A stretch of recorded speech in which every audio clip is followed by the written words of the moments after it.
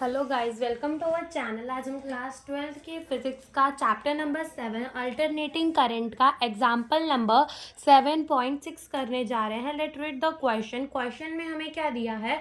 A resistor of the 200 ohm and a capacitor of the 15 microfarad are connected in the series to a 220 volt and 50 hertz AC सोर्स। Calculate the current in the circuit.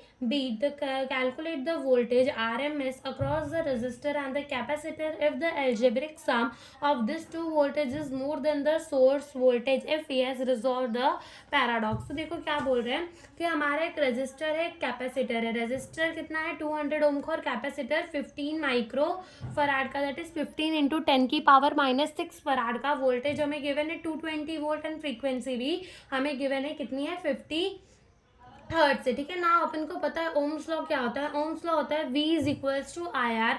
ना यहाँ पर R is equals to क्या होता है, Z के बराबर होता है, दैट इज इम्पेडेंस के बराबर होता है। ठीक है ना, यहाँ से अगर अपन को करंट निकालना है तो अपन को करना पड़ेगा V बाय Z। अब Z क्या होता है, Z हमारा होता है अंडर रूट में R square plus XC minus XL का स्क्वायर। बट यहाँ पर सिर्फ कैपेसिटेंस लगा हुआ है तो इंडक्टेंस का लेने की जरूरत नहीं है। तो अपना ये क्या हो जाएगा, ये हो जाएगा अंडर रूट में एक्स स्क्वायर प्लस एक्स सी स्क्वायर जितना। ना ये एक्स सी क्या है, this is the capacitive resistance, जो कि कितना होता है, जो होता है 1/ओमेगा सी के बराबर। ठीक है, अपन को फ्रीक्वेंसी गिवन है तो फ्रीक्वेंसी को ओमेगा में कैसे कन्वर्ट करेंगे, 2πf इंटू सी। ठीक है, 2πf ये अपनी हो गया ओमेगा और इंटू सी। ठीक है, यानी कि कैपेसिटेंस। अब वैल्यू पुट कर देते 3.14 इंटू फ्रीक्वेंसी कितनी गिवन है 50 हर्ट्ज गिवन है एंड सी कितना अपना 15 इंटू 10⁻⁻6 है। जब हम इसे मल्टीप्लाई करेंगे तो जो हमारा आंसर है वो आएगा 4710 एंड 10⁻6 को ऊपर भेज देते तो ये आ जाएगा 0.0002123 इंटू 10⁻6। जब अपन अपने डेसिमल को राइट में लेकर जाएंगे तो जो पावर है वो माइनस होगी, तो 1 2 3 4 5 एंड 6, तो ये कितना हो जाएगा 212.3 ओम हो जाएगा। ये क्या आ गया अपना कैपेसिटिव रेजिस्टेंस हो गया। तो अब यहाँ पर रख देते हैं रेजिस्टेंस कितना है 200 का स्क्वायर प्लस ये कितना है 212.3 का क्या है स्क्वायर। यहाँ से इसका स्क्वायर करेंगे तो 2 2 ज़ा 4 एंड 0 0 0 एंड 212.3 का स्क्वायर करेंगे तो आ जाएगा 45071.29। जब इन दोनों को प्लस करेंगे तो जो हमारा आंसर है वो आ जाएगा 85071.29 और जब हम इसे रूट से निकालेंगे तो हमारा आंसर आएगा 291.67 ओम।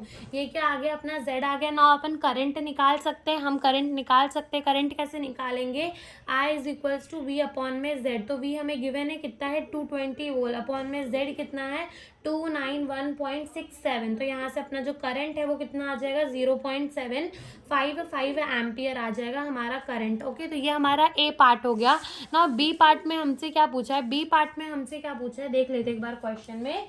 बी पार्ट में हमको बोला है कि हमें वोल्टेज बताना है आरएमएस वाला across the resistor and capacitor, यानी कि रेजिस्टर, खाली रेजिस्टर के अक्रॉस कितना वोल्टेज होगा एंड खाली कैपेसिटर के अक्रॉस कितना वोल्टेज होगा, हमें ये बताना है। तो देखो यहाँ पर हम मान लेते हैं कि जो अपनी रेजिस्टेंस की वोल्टेज होगी वो होगी VR और जो कैपेसिटर की वोल्टेज होगी वो होगी VC। ना अपन को ओम्स लॉ पता है, V is equals to IR, अपन को ओम्स लॉ पता है। तो चलो फाइंड कर लेते हैं। देखो रेजिस्टर के अक्रॉस का voltage V is equals to IR जितना होगा। ठीक है, I अभी हमने फाइंड किया 0.755 इंटू रेजिस्टेंस कितना गिवन है अपन को 200 ओम। तो यहाँ से कितना आ जाएगा हमारा, ये आ जाएगा 151 वोल्ट। ठीक है, कितना आ जाएगा, ये हमारा आ जाएगा ये हमारा कितना आ जाएगा 151 वोल्ट आ जाएगा। ठीक है, फिर हमको क्या फाइंड करना है, कैपेसिटेंस, हमें वोल्टेज फाइंड करना है अक्रॉस द कैपेसिटर। कैपेसिटर के अक्रॉस वोल्टेज कितना होगा I और कैपेसिटर का रेजिस्टेंस कितना होता है XC जितना, यानी कि ये क्या होता है, ये उतना अपना होता है कैपेसिटिव रेजिस्टेंस होता है। तो I हमने फाइंड किया है 0.755 इंटू यहाँ पर XC अपन ने फाइंड किया था कितना है है 212.3 और जब हम इसे मल्टीप्लाई करेंगे तो जो हमारा आंसर है वो कितना आएगा, वो आएगा 160.3 वोल्ट आ जाएगा। ठीक है, तो ये अपन ने क्या फाइंड कर लिया, this is the voltage across the resistor and this is the voltage across the capacitor. Now हमें क्या बोला है, क्वेश्चन में हमसे ये पूछा है कि अगर हम एल्जेब्रिक सम करेंगे इन दोनों वोल्टेज का, अगर हम क्या करेंगे एल्जेब्रिक सम करेंगे, that is V R plus V C करेंगे, तो वो कितना आएगा 311.3 वोल्ट आएगा। ठीक है, जो कि एक सोर्स वोल्टेज से ज़्यादा है। सोर्स वोल्टेज तो हमने कितनी दी थी, 220 वोल्ट की दी थी। तो यहाँ पर समझाया, देखो क्या बोला है कि जो एल्जेब्रिक सम होता है दिस टू वोल्टेज का, यानी दो voltage V R plus V C का जो एल्जेब्रिक सम है वो कितना है 311.7 वोल्ट है, जो कि मोर देन है the source voltage of the 220 volt, यानी कि सोर्स वोल्टेज से ज़्यादा वोल्टेज आ रही है। ठीक है, अब इस पैराडॉक्स को सॉल्व कैसे करना है, देखो ये कह रहे हैं कि आपने टेक्स्ट में पढ़ा होगा कि जो दो वोल्टेज होते हैं वो हमेशा सेम डायरेक्शन में नहीं हो सकते।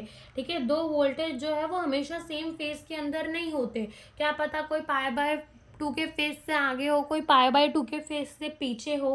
ठीक है, तो एक ही फेज में नहीं होते, देयरफॉर हम उसको एक ऑर्डिनरी नंबर की तरह नहीं ऐड कर सकते। ठीक है, जो दो वोल्टेज हैं ये आउट ऑफ फेज है बाय द 90 डिग्री, देयरफॉर इन्होंने क्या यूज़ किया है, पाइथागोरस थ्योरम को यूज़ किया है एंड देन इन्हें क्या मिला है 220 वोल्ट ही मिला है। दैट इज अगर हम phase difference between this two voltage properly properly ले फेज डिफरेंस को बिटवीन दिस टू वोल्टेज, तो जो अपनी टोटल वोल्टेज आएगी across the resistor and the capacitor वो सोर्स वोल्टेज के बराबर ही होगी। तो यहाँ पर हमें यही समझाया है। तो इतना ही हमसे इस क्वेश्चन में पूछा था। Thank you for watching the video.